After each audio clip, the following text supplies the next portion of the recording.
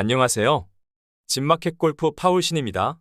스윙을 잘 하려면 체중 이동을 어떻게 해야 하는지에 대해 얘기할까 합니다. 끝까지 시청하셔서 체중 이동의 모든 진실을 배우시기 바랍니다. 공을 잘 치려면 체중 이동을 잘해야 합니다.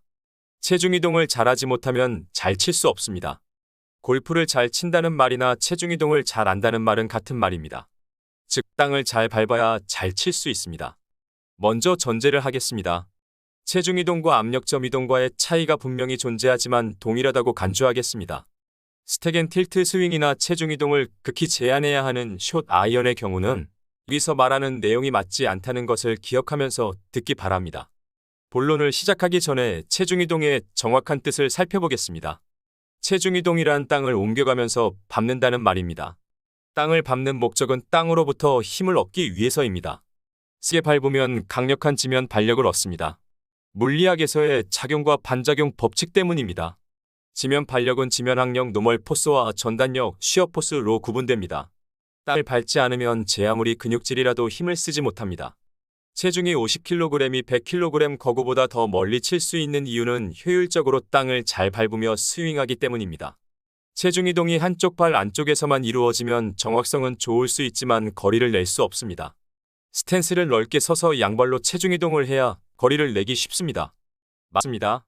체중 이동을 오른발, 왼발로 하면서 스윙하는 이유는 거리를 내기 위해서입니다.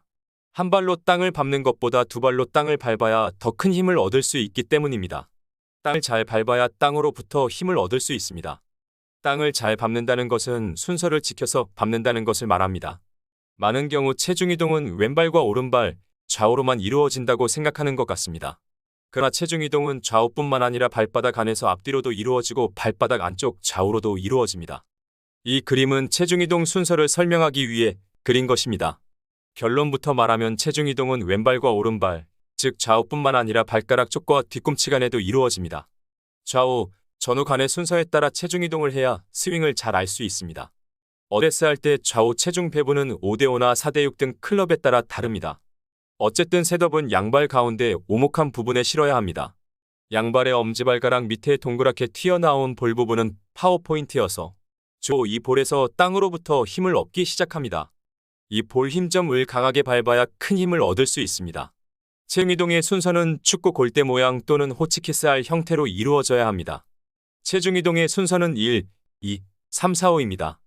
1에서 테이크 어웨이를 시동하며 왼발 볼 쪽으로 땅을 밟기 시작합니다. 2에서 3으로 체중이 건너가며 테이크 어웨이를 진행하는데 손이 오른 허벅지 앞쪽까지 옵니다. 이때는 몸통과 양팔이 합체되어 원피스로 움직여야 합니다. 오른발 볼 쪽으로 넘어온 체중이 오른발 뒤쪽으로 넘어가면서 백스윙 탑을 완성해갑니다. 화살표 3입니다. 이 순간 많은 일들이 일어납니다.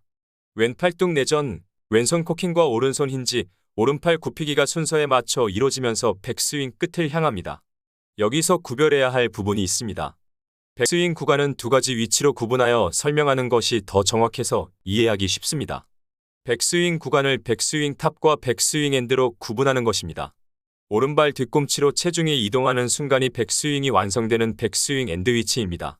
그러나 오른발 뒤꿈치 쪽으로 체중이 완전히 넘어가기 바로 전에 4번의 체중 이동, 즉 왼발 볼 쪽과 오른발 볼 쪽으로 동시에 체중이 이동해야 합니다.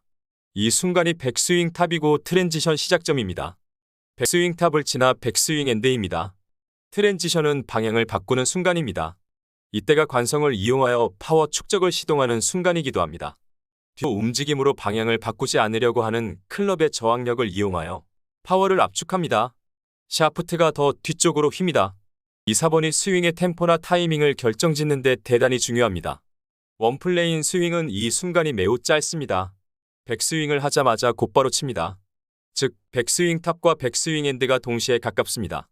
그러나 투플레인 스윙은 이 구간을 서두르지 않고 지그시 해야 합니다.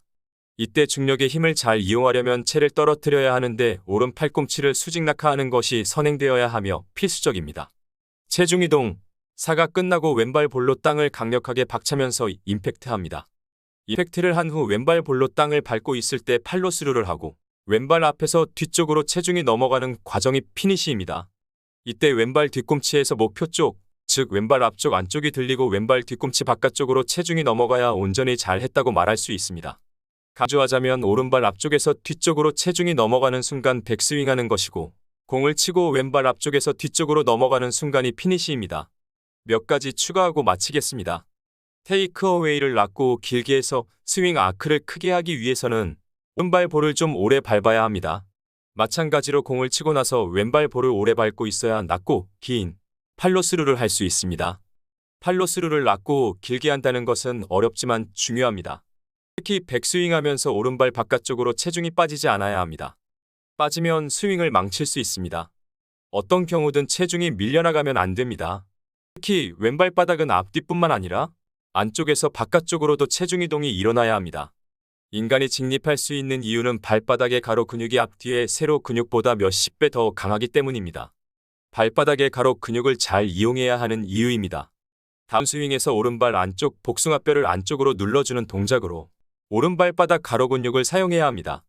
또한 팔로스루 끝부분에서 왼발 앞쪽에서 왼발 뒤꿈치로 체중이 넘어가는 5번은 왼발 안쪽에서 바깥쪽으로 비스듬히 체중 이동이 일어나야 합니다.